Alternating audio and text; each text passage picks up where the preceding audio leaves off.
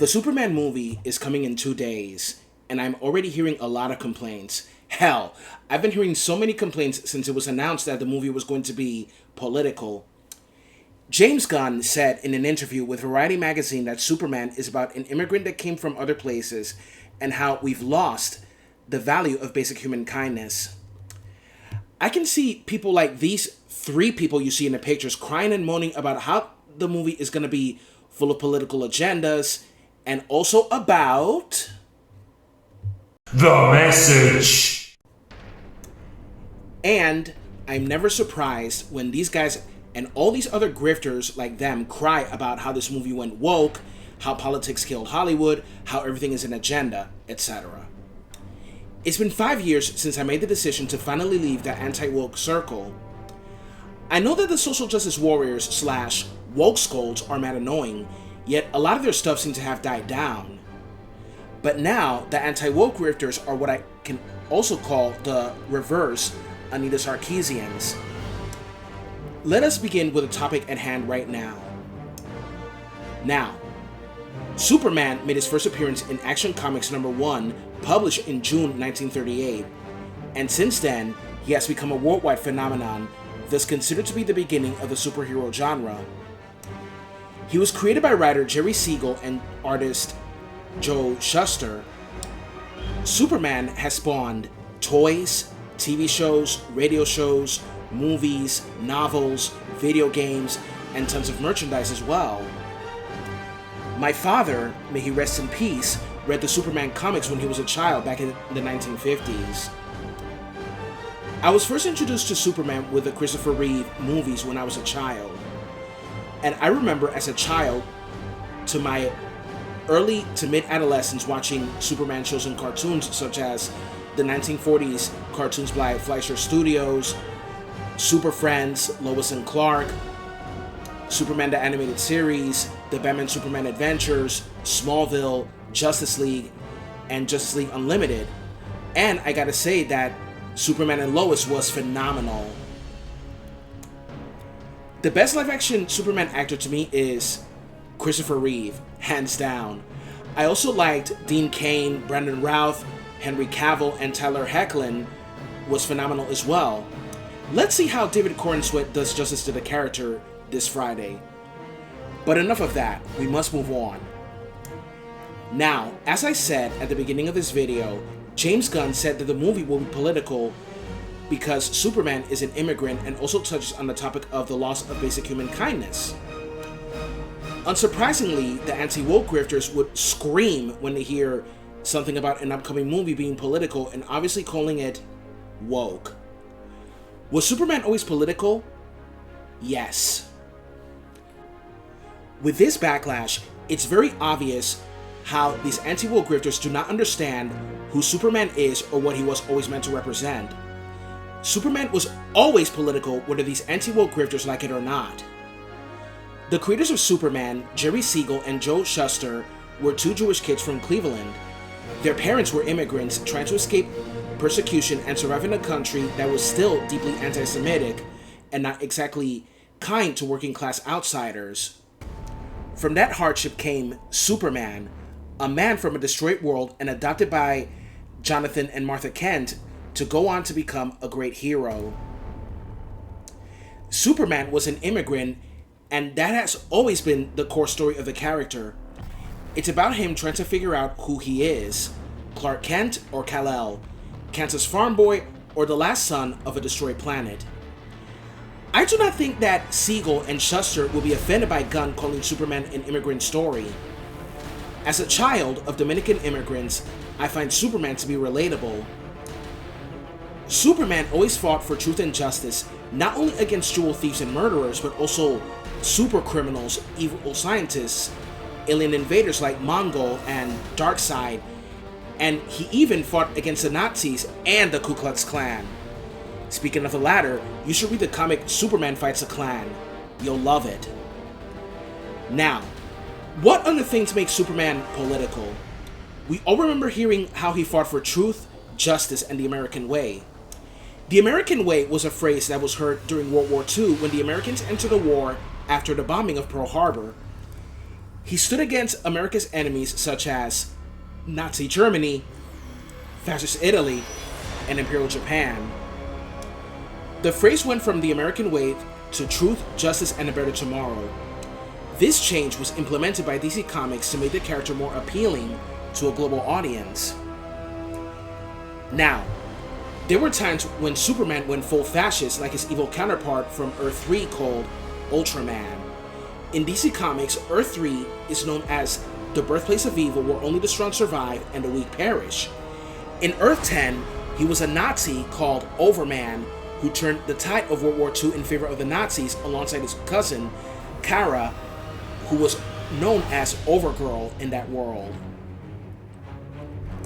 In Earth 30, he was a communist who fought for a never-ending battle for Stalin, socialism, and the international expansion of the Warsaw Pact. He took over the world and turned his opponents into lobotomized butlers. He was manipulated by Brainiac, and Lex Luthor defeats him with these words to make him realize how wrong he was in taking over the world. The words read, "Why don't you just put the whole world in a bottle, Superman?" Wow, reminding him of his greatest failure to save St. Petersburg, which was shrunk by Brainiac. And in the Injustice video game series, Superman went full fascist after the Joker tricked him into killing his pregnant wife, Lois. After killing the Joker, Superman gave himself and the Justice League a new mandate: to stop all crime and war by any means necessary. What he failed to realize was that his good intentions were leading down a darker path. He brought peace to the world at the cost of its freedom. That's why heroes such as Batman, Green Arrow, Black Canary, and others who sided with Batman stood against Superman. So, as you all can see, Superman has always been rooted in social and political commentary. The movie coming this Friday aims to explore these themes more explicitly. Long ago, I said that comics were always political and progressive. So to those crying anti-woke grifters, I will tell you once again what these comic book characters and stories were all about. X-Men was about civil rights. If you didn't get that, you didn't understand X-Men. Black Panther is about civil rights. If you didn't get that, you didn't get Black Panther. Black Lightning is about social justice and black issues. If you didn't get that, you didn't get Black Lightning. Wonder Woman is about gender equality. She was always about bridging that gap between men and women. She's also an immigrant too, like a whole host of heroes. If you didn't get that, you didn't get Wonder Woman. Blue Marvel was about social justice. If you didn't get that, you didn't get Blue Marvel. I wish Kevin Feige included this amazing character in the MCU. Come on, Kevin, don't fail us now, man. Green Arrow is pro-social justice, fighting for the poor and marginalized. He fights against classism, inequality, and corruption. If you didn't get that, you didn't get Green Arrow. Not only that, but you have also failed Green Arrow as well. Captain America fought the Nazis, the Ku Klux Klan, and he would totally fight against the alt-right. If you didn't get that, you didn't get Captain America. Stan Lee said that racism and bigotry are two of the greatest social ills in this world. If you're a racist, sexist, and bigoted, then you truly didn't get Stan Lee. Supergirl, like her cousin, is also an immigrant. She, much like Wonder Woman, is about bridging the gap between man and woman. And she's also pro-acceptance, pro-immigration, and pro-equality, much like her cousin. If you didn't get that, you didn't get Supergirl. The Power Rangers are pro-diversity and pro-inclusion. They always were for everybody. If you didn't get that, you didn't get the Power Rangers. Hell, Star Wars and Star Trek were always political and woke. Since the beginning, both Star Wars and Star Trek were feminist. If you ask me, how were Star Wars and Star Trek both feminist? My answer to you is that because both series had women in positions of authority, fighting for a woman's right to choose, and also challenging the trope of damsels in distress, and equal treatment between men and women, etc. All these women in both series were all amazing. Leia Organa, Mon Mothma, Padme Amidala, Ahsoka Tano, Luminara Unduli, Nyota Uhura, Christine Chapel, Beverly Crusher, Deanna Troi, Catherine Janeway, Philippa Georgiou, etc.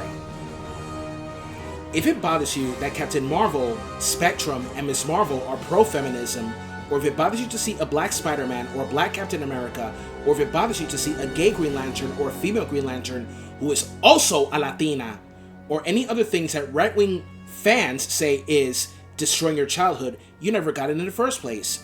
You anti-woke grifters claim that comics and everything you loved since childhood are now pandering to the leftists, were never on your side to begin with.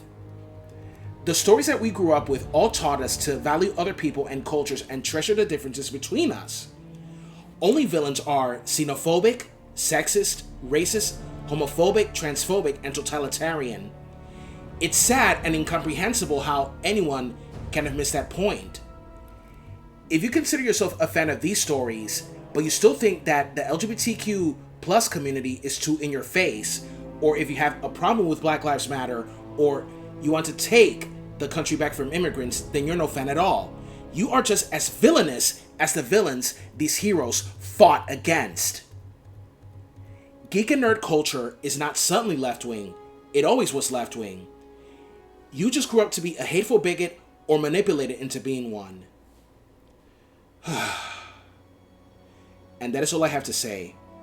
This is China Video Games in the World. Live long and prosper. May the force be with you. May the power protect you. And so say we all, from Battlestar Galactica, which was always woke as well. Have a good one, everyone. Bye.